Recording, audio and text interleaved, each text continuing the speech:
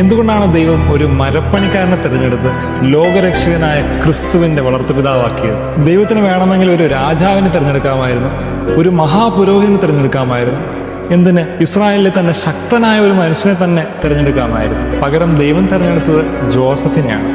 നസറത്തിലെ ഒരു സാധാരണ മരപ്പണിക്കാരൻ, ഒരിക്കലും പ്രസംഗിച്ചിട്ടില്ലാത്ത, അത്ഭുതമൊന്നും പ്രവർത്തിക്കാത്ത, സുവിശേഷത്തിൽ ഒരു വാക്ക് പോലും പറഞ്ഞിട്ടില്ലാത്ത ഒരു സാധാരണ മനുഷ്യൻ. പിന്നെ എന്തുകൊണ്ട് ജോസഫ്?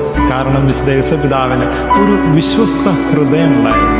അധികം സംസാരിക്കാതെ സ്നേഹിച്ച ഹൃദയം, സംശയിക്കാതെ വിശ്വസിച്ച ഹൃദയം. അദ്ദേഹം മരുഭൂമിയിലൂടെ നടന്ന് വിദേശ രാജ്യങ്ങളിൽ ഒളിച്ച് മരപ്പണി ചെയ്ത് ദൈവപുത്രനെ സംരക്ഷിച്ച് വളർത്തി വലുതാക്കിയ പിതാവാണ്. അദ്ദേഹത്തിന്റെ ജീവിതത്തിൽ കരഘോഷങ്ങളില്ല, അംഗീകാരങ്ങളില്ല, മറിച്ച് വിശ്വാസം മാത്രം, ഒപ്പം സ്നേഹവും.